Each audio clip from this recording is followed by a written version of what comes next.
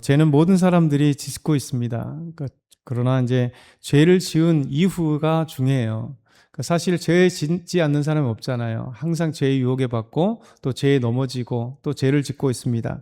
근데 죄를 짓고 난 이후 하나님은 우리에게 어떤 반응을 원하시는가? 곧 죄를 짓고 나서 곧바로 회개하는 것을 원하십니다. 그러니까 하나님 앞에 회개하고 하나님 앞에 돌아오고 철저하게 하나님 앞에 눈물을 흘리는 것, 이것이 하나님께서 우리에게 원하시는 거죠. 다윗이 위대함은 뭐냐면 죄를 안 지어서가 아니라 죄를 지었어도 바로 하나님 앞에 눈물을 흘리며 자신의 죄를 철저하게 회개했다는 거예요. 다윗은 밧세바의 죄, 그리고 우리아를 전쟁에서 죽게 한 죄, 이것에 대해서 철저하게 회개했습니다. 그리고 하나님은 그 죄값을 아이가 죽음으로 통해서 묻게 하시는 거죠. 근데 하나님의 위대하심은 뭐냐면 바로 이렇게 철저하게 회개하고 하나님 앞에 돌아온 사람, 분명히 죄에 대해서 대가를 주십니다. 그래야지만이 공정하고 공평하신 하나님이시죠. 정의로우신 하나님입니다.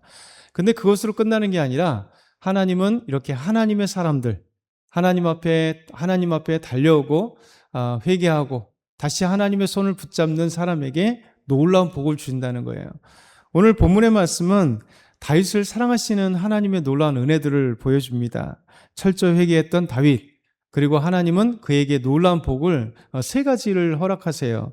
그 첫 번째는 뭐냐면 다윗에게 솔로몬을 주셨다는 거예요. 한 아이가 잃어버린 그 순간 거기서 끝나지 않고 다시 솔로몬을 허락하셨다. 그 24절과 25절 한번 같이 읽겠습니다. 다윗이 그의 아내 밧세바를 위로하고 그에게 들어가 그와 동침하였더니 그가 아들을 낳음에 그의 이름을 솔로몬이라 하니라. 여호와께서 그를 사랑하사 선지자 나단을 보내 그의 이름을 여디디아라 하시니 이는 여호와께서 사랑하셨기 때문이더라. 아멘. 다윗이 그의 아내를 위로합니다. 당연히 밧세바는 그렇죠? 밧세바도 아이를 잃어버렸기 때문에 태어난 지 7일 만에 죽은 이 아이 때문에 얼마나 상심이 크고 눈물이 났겠어요. 다윗이 그와 위로하고 그와 동침함에 아들을 갖게 된 거예요.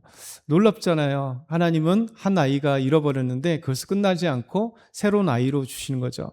사람의 치유가 이런 거라 그러잖아요. 아이가 이제 유산을 하게 되거나 잃어버렸을 때 그 슬픔은 분명히 부모의 가슴에 묻지만 놀랍게도 그 치유하심이 완전히 새롭게 된 건 뭐냐면 또 아이를 갖게 될 때 그 기쁨 때문에 그 슬픔을 싹 잃어버린다 그래요.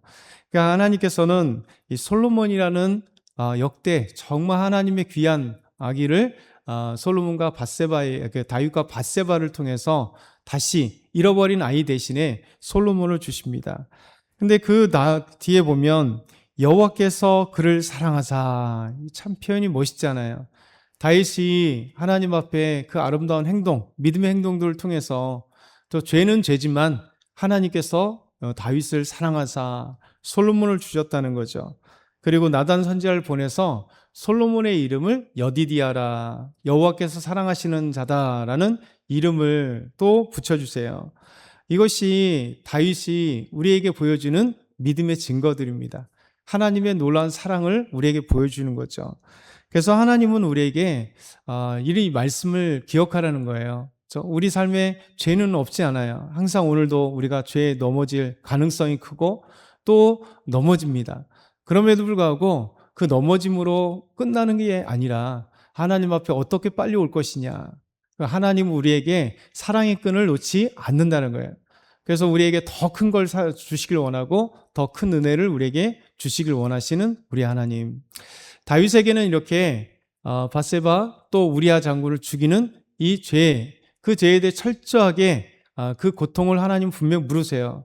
그런데 그걸 끝나는 게 아니라 이렇게 아름다운 새로운 아들 솔로몬을 주심으로 하나님의 사랑을 보여주셨다. 이것이 다윗이 받은 하나님의 놀라운 사랑입니다. 두 번째는 하나님은 다윗에게 충성스러운 요압 장군을 두게 하십니다. 지금까지 충성스러웠지만 정말 요압 장군을 보면 다윗에게는 정말 귀한 장군이다라는 생각이 듭니다. 우리 26절부터 28절 한번 같이 읽어보겠습니다. 요압이 암몬 자손의 라빠를 쳐서 그 왕성을 점령하며 요압이 점령을 다윗에게 보내어 이르되 내가 라빠 곧 물들의 성읍을 쳐서 점령하였으니 이제 왕은 그 백성의 남은 군사를 모아 그 성에 맞서 진치고 이 성읍을 쳐서 점령하소서. 내가 이 성읍을 점령하면 이 성읍이 내 이름으로 일컬음을 받을까 두려워하나이다 하니. 그래서 얼마나 멋진 요압 장군이에요. 요압 장군이 지금 라빠의 암몬 자손의 라빠를 쳤습니다. 왕성을 곧 점령합니다. 그러면 사실 그 공은 누구에게 돌아가겠어요? 요압 장군이잖아요. 지금 모든 이스라엘 군사들 데리고 와서 지금 요단 동편에 이 암몬들을 치고 있으니 이제 요압은 지금까지도 엄청난 전과를 냈고 그리고 최고 사령관입니다. 다윗의 오른팔입니다. 그리고 그가 가는 곳마다 승승장구했잖아요. 그러면 그의 인기는 이스라엘 내에서는 엄청난 인기를 갖고 그리고 어떻게 보면 인기가 많으면 많을수록 또 다윗에게는 또 위협적인 존재가 될 겁니다.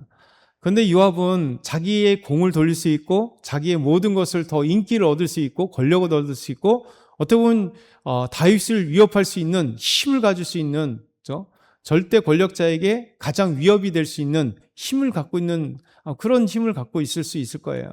모든 권력자가 그러잖아요. 정말 자기가 왕보다도 위로 올라가고 싶은 것이 보통 권력자는 역사를 보면 항상 왕을 위협하는 신하들이 얼마나 많았어요. 그래야 자기가 모든 권세를 누릴 수 있기 때문에.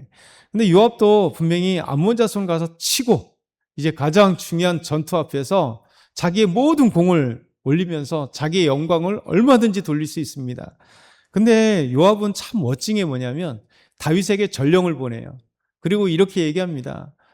다윗 왕이시여 오십시오. 군사들을 데리고 오십시오. 그리고 이 성을 점령하십시오. 만약에 제가 이 성을 점령하면 이 성 사람들이 누구냐면 내 이름을 영광을 돌리고 내 이름을 부를 겁니다. 제 이름이 높이 오를 겁니다. 그래서 다윗은 다윗에게 영광을 돌리고 모든 공을 돌리기 위해서 요압은 오라는 거예요. 그래서 다윗은 이스라엘 군사를 데리고 이제 가서 점령을 할 수 있도록 이렇게 충성스럽고 겸손한 요압 장군을 보냈다는 거죠.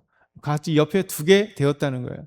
분명히 나중에 요압 장군 변합니다. 그러나 어찌됐든 간에 다윗이 승승장구하고 하나님의 은혜를 받을 때 그때까지 요압은 항상 다윗 곁에서 가장 위대한 겸손한 그런 장군으로 남아있는 최측근으로 남아있는 사람입니다. 이렇게 겸손하고 그 주군을 섬길 수 있는 최측근이 있다는 것은 행복이에요. 그렇죠? 다윗은 이런 놀라운 은혜를 받았다는 겁니다. 마지막 세 번째는요. 다윗은 직접 전쟁에 나가고 승리하고 큰 승리와 재물을 얻었다는 것이죠. 요압 장군에 의해서 오라고 했고 그리고 갔습니다. 그것이 29절부터 31절에 보면 다윗이 모든 군사를 모아가지고 라빠로 갔습니다. 그리고 쳐서 승리했습니다.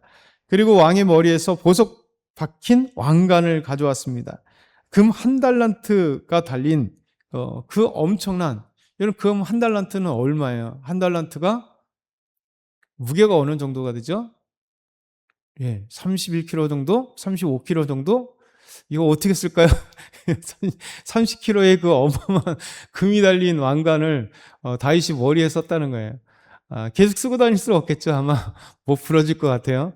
근데 어쨌든 간에 왕관이란 그 자체가 왕의 권위잖아요.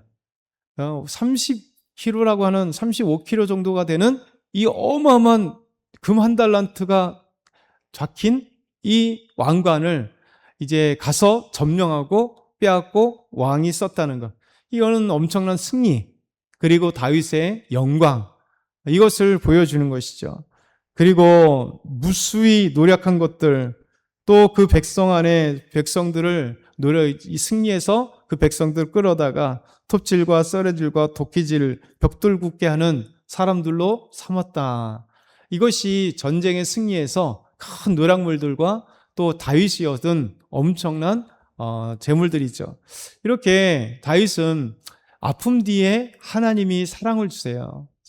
솔로몬이라는 여디디아를 이름 붙여주는 아름다운 아들을 주셨고, 또 요압이라고 하는 충성스러운 요압 장군을 옆에 계속 두게 하셨고, 그리고 전쟁에서 승리를 얻고 많은 재물들을 얻게 되는 이 하나님의 은혜를 받은 사람이 솔로몬입니다.